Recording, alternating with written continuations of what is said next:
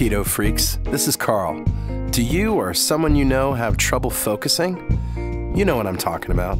You sit down to read something, try to figure out your monthly budget, write that novel you've been putting off, or maybe you just can't seem to do one task at a time. Well, you may not know this, but I'm a musician as well as a software developer. Programming is a job that requires focus, long periods of uninterrupted work. It's hard for them and for you. I've created Music to Code By. This is music, yes, but it's specifically and scientifically designed to promote focus. Studies show that when math students were exposed to Baroque music between 60 and 80 beats per minute, they did better with comprehension and testing. So I created more modern music that is neither boring nor distracting, but falls within that tempo range. It's just the right mix. I also made the pieces 25 minutes long. That correlates to research that shows we all get brain fatigue after 20 or so minutes of hard focus. The result is thousands of happy customers. Now, you don't have to be a programmer to reap the benefits of Music to Code By. It has been known to soothe restless pets, calm fussy babies, and even help autistic kids relax and fall asleep. Listen to some free samples at musictocodeby.net.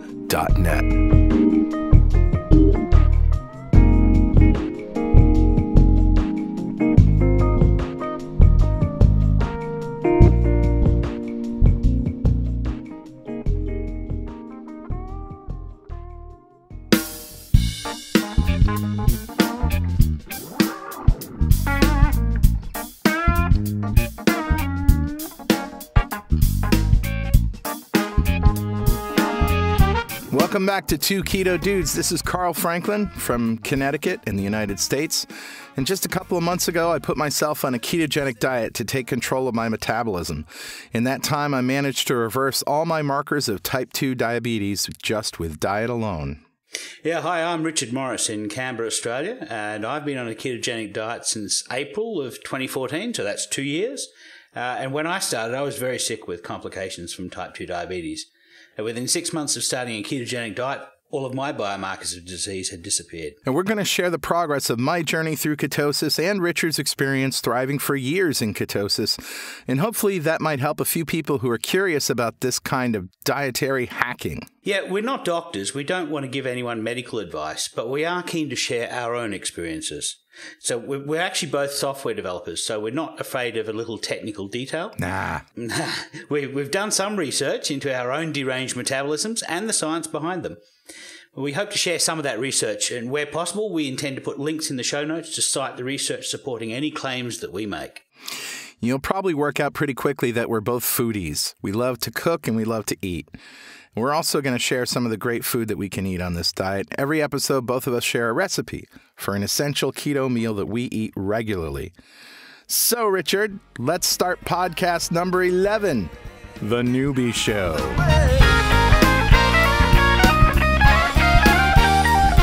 Well, Richard, do we have any corrections or apologies from last week? Yeah, I kind of lost count of how many drinks I drank. Uh-oh. Uh-oh. So I mentioned I'd had 3 bottles of Moe before the show, but that's a bit ambitious. No, I'd really only had 3 glasses of the stuff. Oh, well. Also, I said I didn't know of any research substantiating alcohol inhibiting gluconeogenesis, and then 5 minutes after we finished recording, I found one from Hans Krebs, and I've got that linked to the show notes. So, just to recap, what is a ketogenic diet?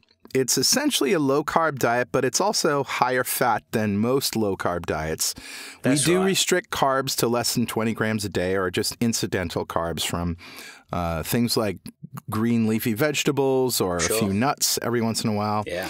And just enough protein to maintain our muscles, and everything else is fat. So everything else is dietary fat or the fat that's from that Krispy Kreme we ate last year. Yes, or a decade ago. A decade ago. Yes, I haven't eaten a Krispy Kreme for about a decade, so Yeah. I'm still feasting on that one. So that's why we're not hungry, is because after you train your body to relearn how to burn fat, it says, well, I got plenty of fat right here around the midsection. I'll just use some of that. And that's remarkably why we don't get hungry. So how did you do last week, Richard? I've had a good week. Yeah, I got a new doctor this week, and normally when I have a new doctor, I have to explain what I'm doing and then explain why I'm doing it, and then give them the research and basically go through the steps of training them what I'm doing. But this time I met up with my doctor, and she started out by saying, "Are you diabetic?" And I said, "Well, I'm not sure, but let me explain my history." And within about 5 minutes, she goes, "Yep, I know exactly what you're doing. I approve of everything you're doing, and you can choose whether you're diabetic or not." So as far as she was concerned, for the purposes of getting cheap access to diabetic supplies, I can be diabetic. And but as far as she's concerned, my HbA1c, my measure of long-term glucose control, indicates I'm no longer diabetic. That's so awesome. I love it when the doctor gets it. I know, and she does intermittent fasting herself, and she does the 5-2 diet, 5-2 fasting. Oh, so yeah. she eats 500 kilocalories a day for 2 days of the week. So, yeah, she's right behind it. So that's awesome. And one other thing, I went to a hungi today, which is a Polynesian feast where you dig a hole in your backyard and you basically put a fire in it, and you put hot rocks in there, and you light the fire and you let that go for about an hour, and then when the coals die down, you put meat in, and then you cover it with dirt, and you leave it lie under the ground for about 4 hours to cook. And so they basically put half a pig in there. And so, are you hungry? No, I just ate a half a pig. Pretty much. So I did actually, I did try some high carbohydrate food, just a small amount, because I've always been keen to learn what taro tastes like when prepared traditionally. So you mean poi, the Hawaiian poi from taro root? It's served like a potato, like a roast potato. Oh, okay. And it is from the taro root. It's not a drink. It's like a vegetable. Yeah. And I had like a teaspoon of that just to taste. It was just like floury. It really wasn't enjoyable. So, yeah. But the interesting thing, I took my blood glucose when I got home, and my blood glucose was like 4.4, and it's normally 5.2. So, yeah. It's again the same thing that happened last week. As soon as I have something with a little bit of glucose, I seem to overproduce insulin and drive my blood glucose down. So it's an interesting reaction. Well, it means that your pancreas works again. Yeah, it certainly does. Yeah. It's working very well. So how was your week, Carl? Well, it was interesting. I went to Orlando, Florida, home of Disney World, for a conference. And so, as you might know from my bio, Richard and I are both software developers. I went to a conference that I've been involved with for a long, long time. And, I speak at this conference, and I do the closing session where we tell jokes and give away prizes. And it was a fun time. But, conferences, when you go away, and especially to the happiest place on earth, they tend to want to force feed you a lot of carbs. Sure they do. Yeah. So I did intermittent fasting. I fasted every day. I only ate dinner.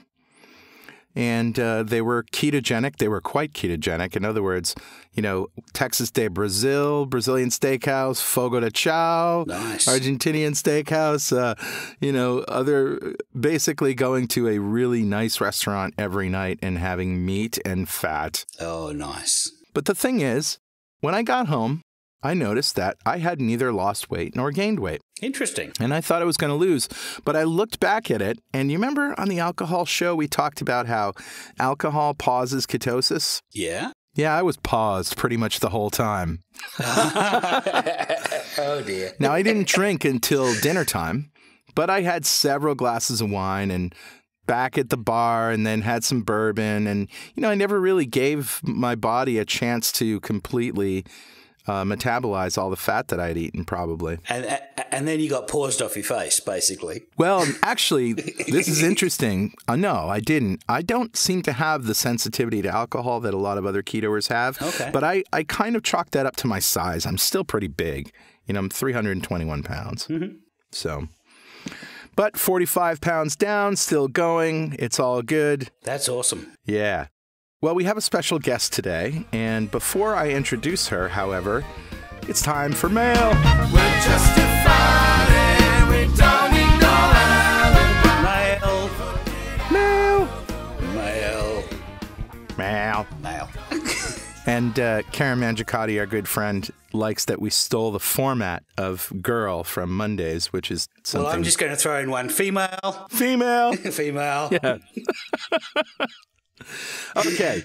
This is a comment that we got via Facebook from Bobby. And Bobby says, I'm trying to get started on a ketogenic lifestyle, and I think I'm getting my foods all messed up because I don't ever lose a pound. Right. I already avoid most carbs, grains, and sugars, so I think I'm doing this all wrong. Do you know of a website or book that will get me started? I read The Art and Science of Low Carbohydrate Living, which in our world is a Bible, right? Pretty much, yeah. I think I need something that will guide me daily. I don't typically eat until 11, and I'm usually done eating by 7.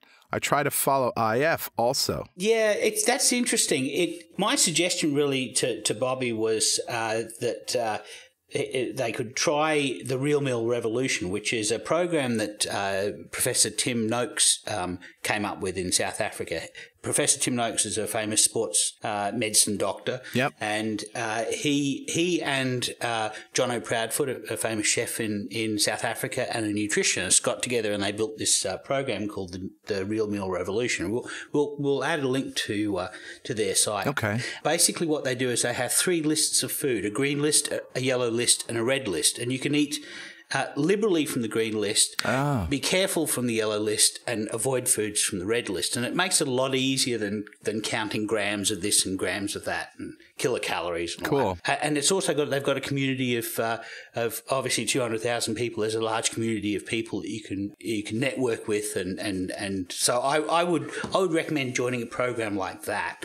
But it could be that maybe Bobby just doesn't have a lot of weight to lose, and so maybe you need to get your insulin really low, and so maybe longer fasts might be down the road a method for pushing through that barrier. Because I think that's what happened with you, wasn't it, Carl? I mean, fasting really started everything going for you. Yeah, and I had hit a plateau before then, and I had lost 10, 15 pounds. Yeah. But another thing is Bobby says, quote, I already avoid most carbs, right, grains, and sugars. So just by avoiding grains and sugars doesn't mean that you're in ketosis. No. You really need to avoid all carbs.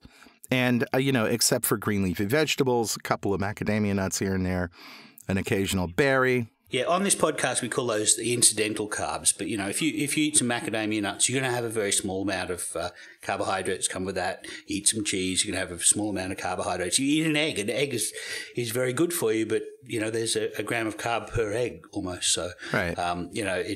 These things add up. So you certainly will get some carbs in your diet, but the minimum that you can is the best for getting into ketosis. Right. So we really need to know more, Bobby. If, you spell out what you eat, and maybe we can find something that's, again, as Richard says, on the bad list. Yeah. Before we go any further, we do need to announce our Two Keto Dudes podcast Facebook page. Yeah. Which is a closed group, but you can just ask for access. Sure.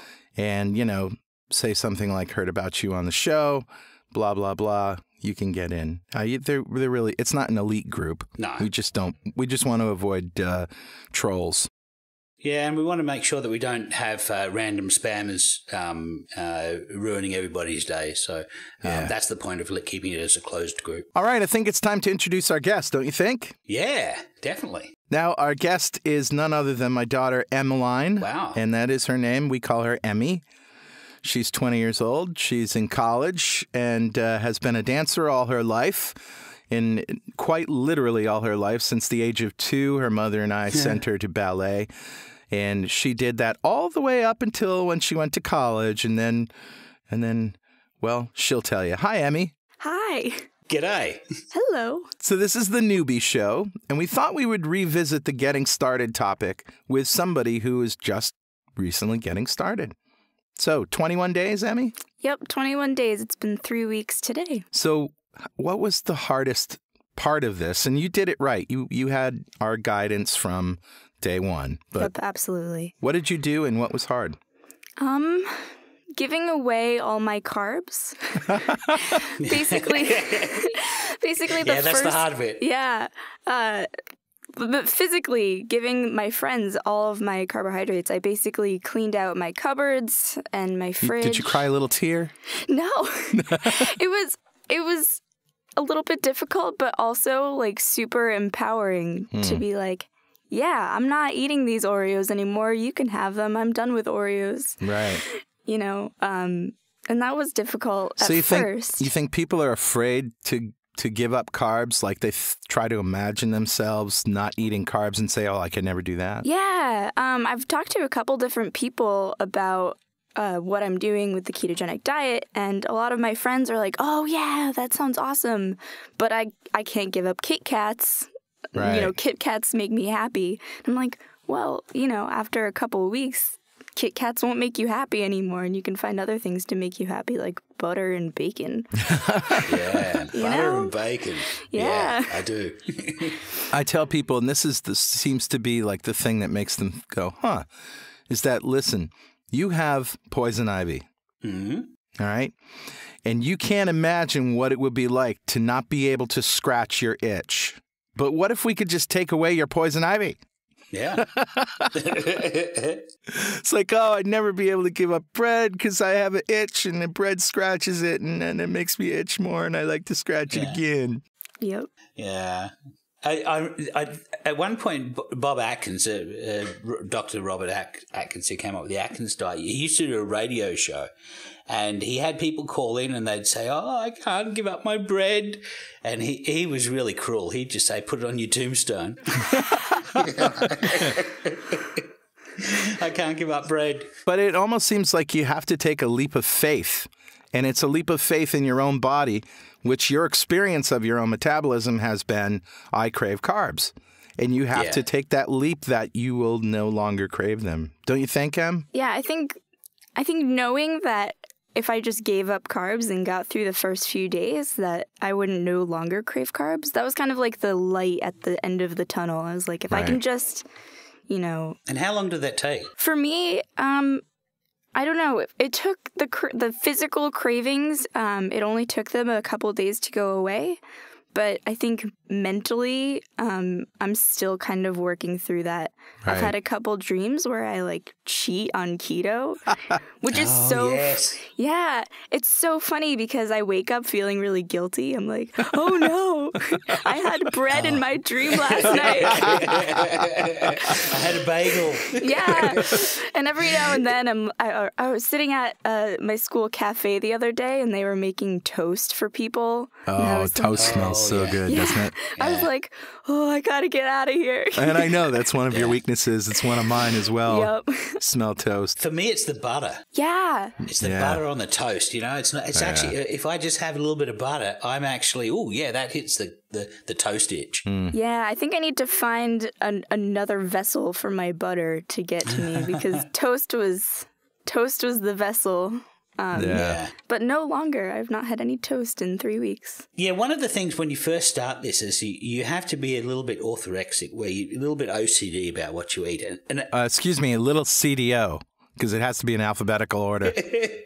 Correct. You have to be a little CDO about what you eat because you're trying to change your behaviour, trying to change your habits, but in the long term, that's not a healthy way to be, obviously. Yeah. So ultimately, we want to get to a point where we instinctively are happy with what's good food, what's bad food, and we just eat naturally what we know of as good food. So that's I had similar dreams. I had carb dreams. A lot of people do. And it's similar to when I gave up smoking.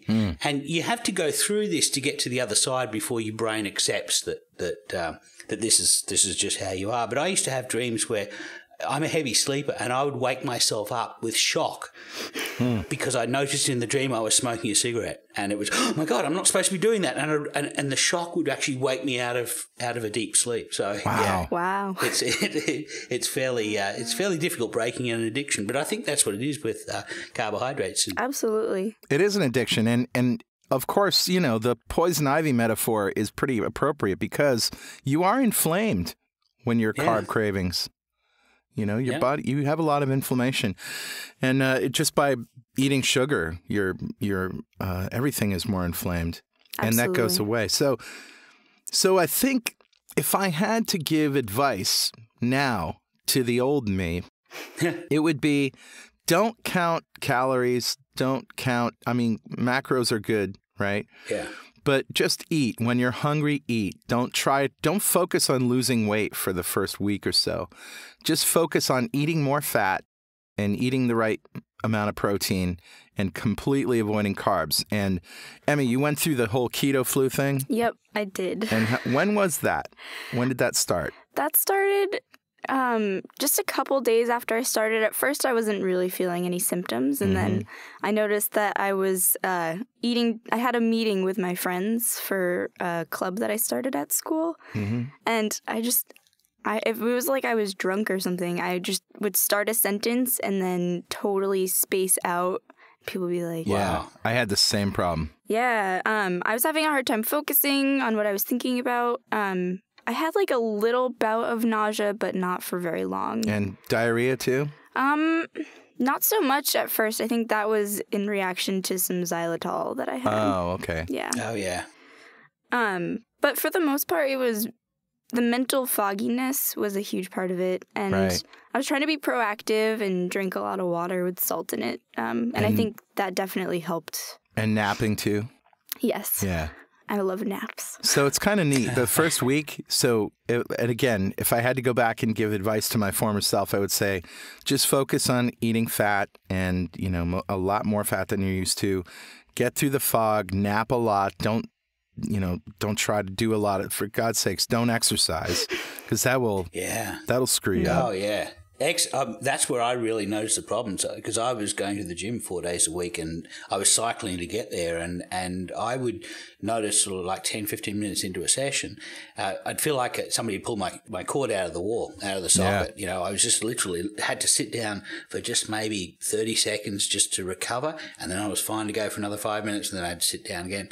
And I noticed once I'd keto adapted when that had stopped, and for me that took about 4 to 5 weeks before really that stopped. Yeah.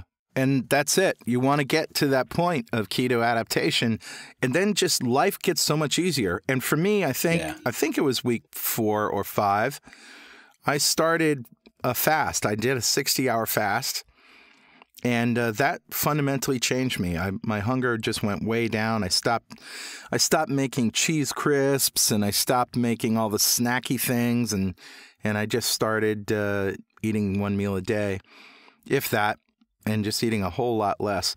So, Emmy, you fasted after 2 weeks, just dinner to dinner, right? Yeah, I did a little dinner to dinner fast. I figured even if I wasn't fully adapted, it was a manageable amount of time.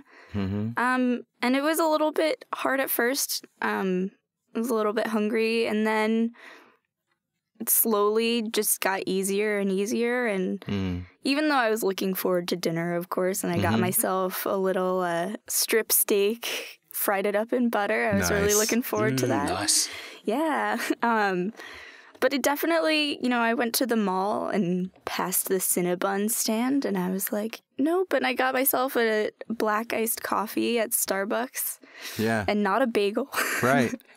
And I did it. And you really didn't feel like you were missing anything, right? No. And then I thought that when I broke the fast with my dinner that I would be like Voracious, ravenous and, tear into it. But it was, it was just like a normal dinner. And I had some, I have no idea how to say this word. Shirataki. Is that how you say it? Yeah, that's right. It. Oh, yeah, okay. shirataki. I had some shirataki noodles and Alfredo. Yeah. And I wasn't a fan of the texture. Yeah. But I wasn't that hungry, so I just stopped. I was like, oh, yeah, well, that's fine. I'm good.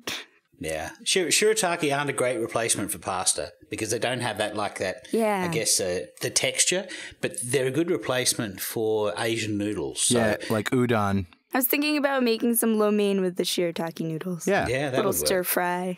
One of my recipes was a keto version of pad thai with shirataki noodles. Yeah, I tried that. It was great. Yeah, that works out really, really well. Awesome, yeah. So after 2 weeks, you did a fast, and you think that you would not have been able to do that like after 3 days or so, right? No, definitely not. 3 days into keto, I was starting to get some keto flu symptoms. I was feeling kind of lethargic.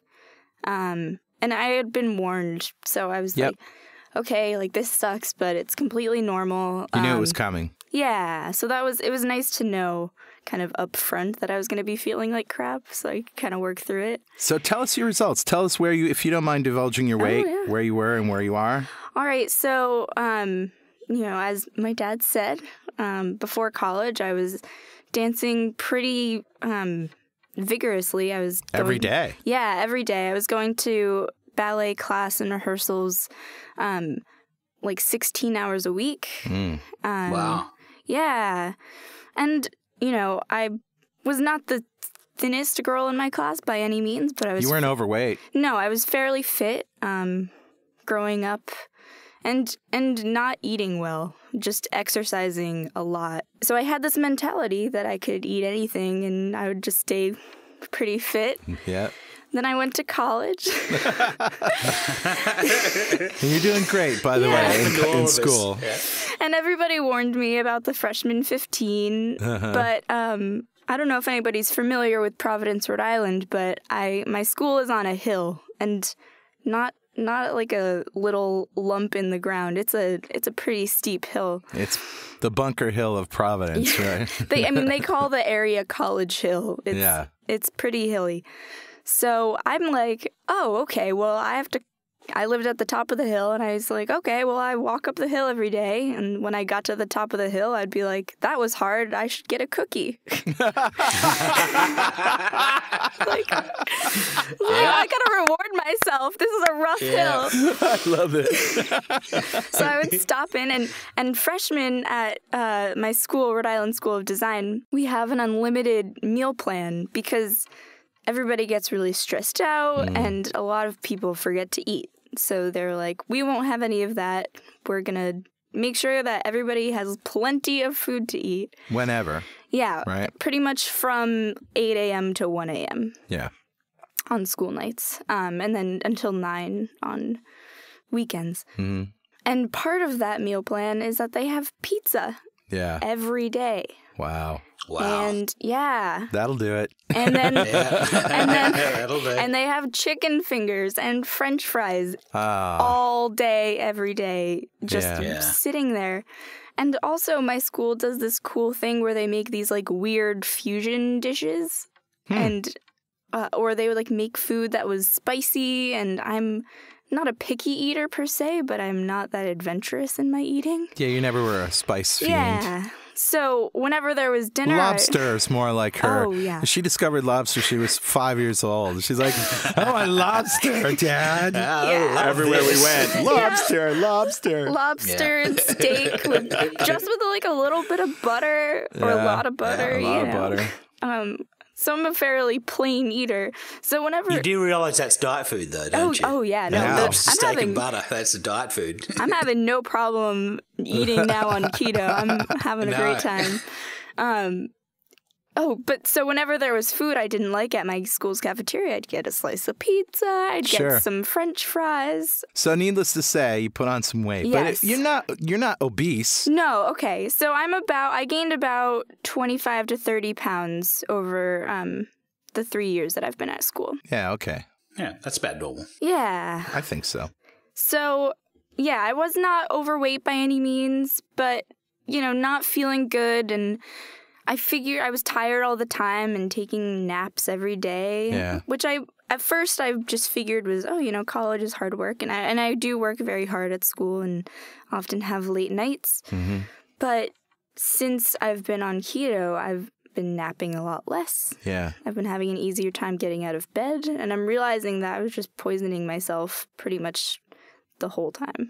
So this brings up an interesting point, Richard, too, that when I first started this and, people would look at me with horror, with the amount of fat that I ate, I thought to myself, well, I don't want to recommend this for everyone because not everyone has a deranged metabolism. Right. And so I used to say things like, you should check with your doctor before starting a ketogenic diet. And then I thought, dude, you should check with your doctor before eating a Twinkie.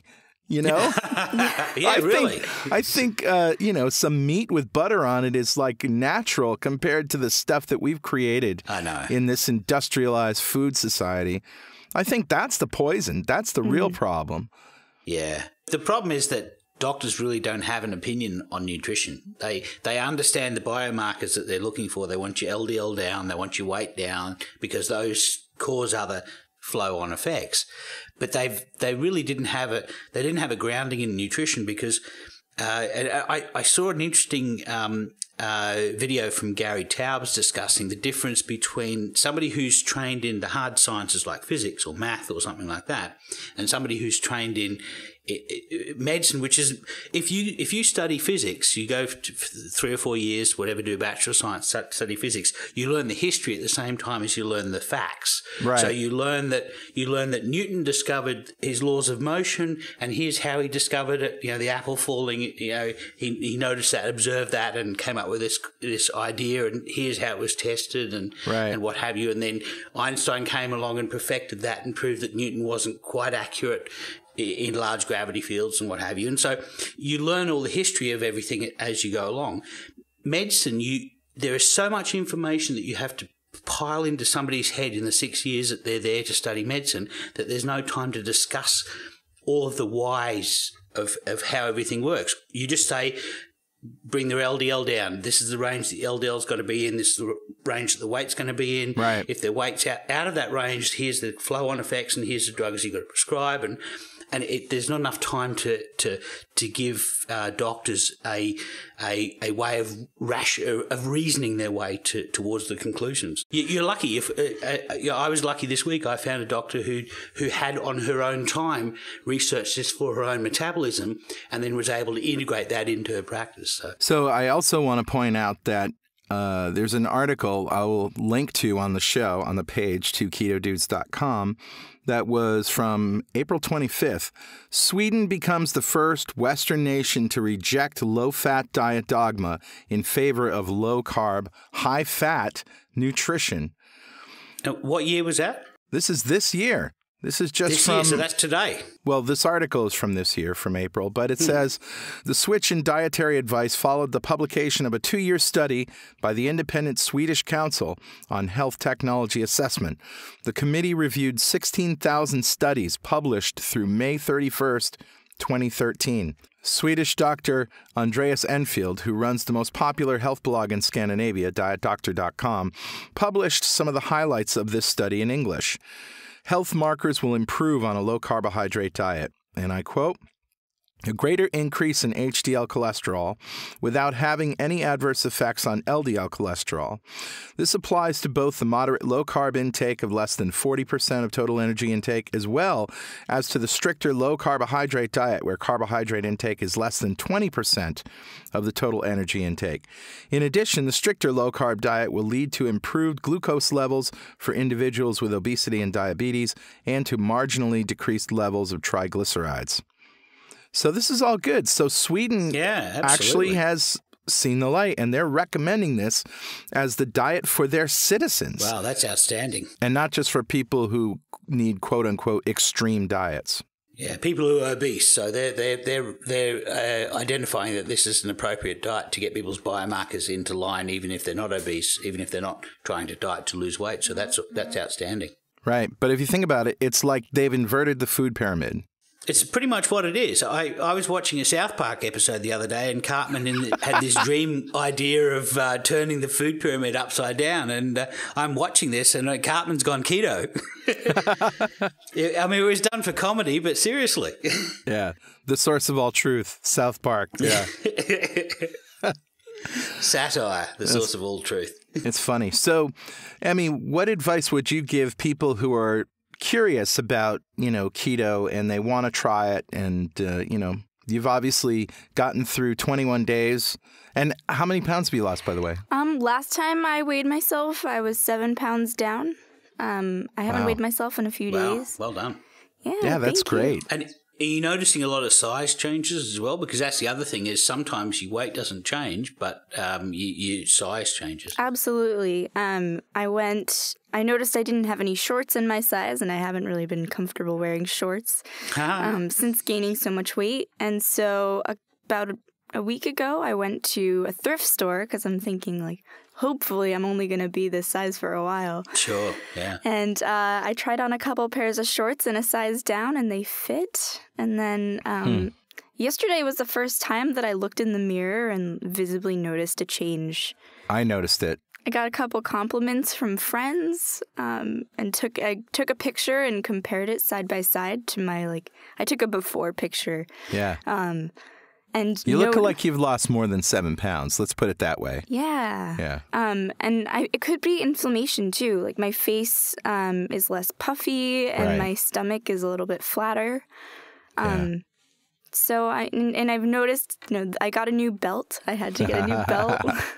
That's always a fun day. Yeah. Yeah, that's a non-scale victory there. And I learned that belts are no longer made for women to hold up pants. They're now an accessory, and none of them function. Yes. Oh, no. It was really hard to find a functioning belt for women to hold up pants. Wow. Yeah. So what advice would you give somebody who hasn't started keto yet but is wondering, A, is it safe, and B, how do I do it, and how can I give up carbs and all that stuff? Yeah. Well, what I would tell them is self-control is really easy when you stop craving carbs. So, I always thought that, I was eating a lot of crap, a lot of late night Oreos or pizza or crepes or lots of junk. And I thought that I just had a self-control issue, and that thin people just had more self-control than I did. But after the first couple days when I stopped craving carbs, I realized it wasn't that I just had no self-control, because clearly I did if I was restricting carbs, and that I didn't feel like I was, depriving myself of something anymore. And I think that was the difference, is that even if, back when I was eating a lot of carbs, even if I said no to Oreos, I would just be sitting there thinking about eating those Oreos. And the rest of the day you think about Oreos. Yeah. What's weird is that it's almost like a compulsion. Like, you don't really understand what you're doing, but you just know that you need Oreos, right? Yeah. And I knew that it was I could sit there and be like, Oreos are horrible for me. I don't care. And That's I what knew I it. need. It's like something inside of you. Like maybe all your gut microbes are sort of forming this demon inside of you and saying, I need, Burger King or whatever.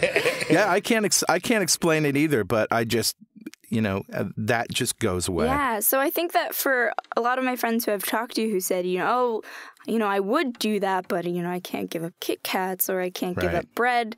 It's like, I didn't think that I could either. I probably eat a lot worse than you do right now. Or I did eat a lot worse than you do right now. And if I can do it, you totally can do it. And I think that's the hurdle that It's a leap of faith. Absolutely. Yeah. Yeah. I think what happens is when you become fat adapted, you're able to get energy from fat very efficiently. Your body's quite happy to get it from your body fat as it is to get it off the plate. And so you're no longer getting messages saying we need energy, because your body's got energy. And so now it's just a matter of we want to taste something. And I get a lot of my remnant cravings. I've been doing this for 2 years. I really don't remember a lot of, that's why it's interesting for me to hear what you guys are saying, because you guys are more recently at this. But I a lot of my remnant cravings are not so much I need an Oreo, but rather I'd like to try the taste of an Oreo again, see what that's like. And that's kind of that's all that's left of my cravings. But it's remarkable. Once you become fat adapted, your options open up really well. Absolutely. Yeah, and you control the beast, like Emmy said. You find yourself you find yourself in such self-control that it's almost scary. That it's almost like, wow, now I can purely make decisions based on what I think is good for me. And I don't have to argue with my stomach that wants ice cream or whatever. Absolutely. I think, even though weight loss is a motivator for me, I think what's really keeping me going is that feeling of self-control. And just like empowerment to choose what I want to eat and when I want to eat it. Right. That I don't think I've had before. Better than any drug you've ever seen. Yeah. It's amazing. I think I told you this story the other day. I ordered chicken wings. And Oh, yeah. This is great.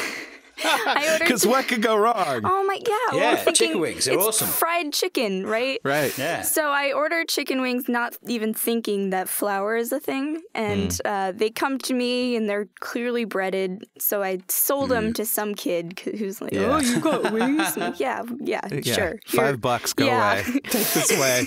Take it away from me. And I'm just sitting there staring at these wings, like, what do I do? And you know, my friend was like, just eat them. Like, it's not going to kill you. And I realized that it wasn't fear of putting on weight. It was fear of craving carbs again. Right. Yeah. So the rest of the story is then after that, I ordered some unbreaded wings from the same website. And they came to my door, and they looked like they were breaded. And I called the company. I'm like, what? Did you mess Yeah. up my order? They're like, no, they're unbreaded, but we coat them in cornstarch. Oh! Oh, no. I was like, are you doing? serious? That's not unbreaded. That's just a different form of breading. No, it's dumb. Like, you could go ahead and advertise them as gluten-free, whatever, but Right. I was like, are you serious? So this is, my typical experience in a restaurant is I will get a steak and I will say, no carbs, no starch, no nothing, because I can't eat carbs. Yeah. And I get a salad on the side, blue cheese dressing, whatever. And the salad comes with croutons on it, and it's just yeah. like you want Yeah. people to be able to put two and two together and say, oh, our salad has croutons. Would you like them without? Of course you. Yep. Yeah, because I just told you I can't eat starch and bread. Yeah, last night I went to a fondue restaurant, and it actually went pretty smoothly. There was no flour thickener in the cheese, which I was really... Oh, and you asked them. No, well, I saw the ingredients. They kind of make it in front of you. And Oh, wow. someone on the Facebook group had said that, they don't use thickeners. So I was Great. feeling confident in that. Yeah. And so I got a Caesar salad, no croutons. Yep. And it came and it had these, they said Parmesan crusted pine nuts. So I figured I would let it on Okay. the salad and see what happens. And then I looked at them and I was like, these Nah. don't. So I picked them off, and my sister tried one, and she's like, these are coated in sugar. I was like, Oh, really? like, why would you? First of all, who thought that would be a good idea on Right, a Caesar yeah. salad? Like, carb or no carb? Yeah. But yeah, it was just kind of frustrating. It's like it pops up in everything. Sure does. That crispiness, Yeah. that crispiness you need starches for, and people just, you dredge meat in cornstarch before throwing it in the deep fryer to get that extra level of crispiness in the skin. It's a shame, really, isn't it? But it turns out you can just cook wings well, Yes, Yeah. that's true. At the right temperature, and it's nice and crispy. Nice and crispy, yeah. Yeah. All right, well, I think it's time for recipes. Heard you say you're due for a little. Recipes. Recipes. Recipes. Recipes. I love this. Yeah, it's great. You guys are cute. So I'm going to do a recipe. I've been meaning to do for a while. The first couple of shows we did, Carl did recipes for bread substitutes because he was craving bread and he wanted to make sure that he wouldn't miss it. So he did pizzas and oopsie bread and a couple of others, different breading recipes. Yep. So I'm going to do a recipe for crackers. Now there are lots of nice low carb dips. But most crackers are just obviously crispy and made with starch and what have you. Yep. So I've got a recipe on my blog, which I'll link on the show notes, and it's flaxseed crackers that you can make in the microwave. Flaxseed is wonderful because, well, I don't know if it's kind of a double-edged sword. For me, it tastes a little fishy because it has the omega-3 oils in it. Yeah. But no carbs, pretty much. No, that's right, and it's as you say, it's omega-3 oil. So there is some controversy that the omega-3s from fish are better than omega-3s from plants. But flaxseed, also known as linseed, is one of the highest sources of flax. And the way the recipe works is you start off with 2 tablespoons of ground flaxseed, and the golden flaxseed is the best. And you really need, when you buy this, you need to keep it in the fridge. once you open it. And so you start off with 2 tablespoons of ground flaxseed, linseed meal, and 30 mils of water, and a teaspoon of mixed herbs. And you can use any kind of herbs. I kind of like lemon thyme for making it. So yeah, so you mix these up in a bowl, mix everything together, and you let it rest for 2 to 3 minutes, and that lets the meal, the flaxseed meal, absorb the water, and then you basically put it on between 2 sheets of baking paper, and you roll it out flat with a rolling pin. You basically want to get it about 2 millimeters thick, and that's perfect. And then you slice it up into cracker sizes, and then you microwave it for about 2.5 minutes or until it goes hard. And then you can also do it in the oven. You can also do it in the oven. That's right. But you basically want it on a fairly hot oven, and you don't need it to be in there very long. Just keep checking it just to make sure that it's not burning. Right. And once it's cooked, it'll still be a little bit flexible. So you let it stand for a couple of minutes on a cool surface, and I let it stand on a marble countertop, and it crisps up nicely. It does sometimes have a slight fishy taste, so that's the point of adding herbs into it. Right. But there are so many wonderful low carb dips. Oh yeah. High oil dips that you can make with nuts and with cheeses and what have you. So we do one with kimchi, which we make a kimchi queso, which is made from melted cheese and kimchi, all whizzed up in a bullet. Whizzed up. Well, that's an Australian term. It's probably a different term for Americans. In a blender, yeah. You said a bullet, but a blender. Mixed up in a blender, yeah, in a magic bullet or a blender, and we whisk that up in a blender, and that kimchi flavor, it's like that kimchi hot flavor with the cheese and a bit of sour cream is just spectacular. I make pimento cheese, which is basically cream cheese and pimentos and maybe some olives. It's like an olive spread. Oh yeah, nice. And some black pepper. Yeah, and so there you go, perfectly good flaxseed cracker.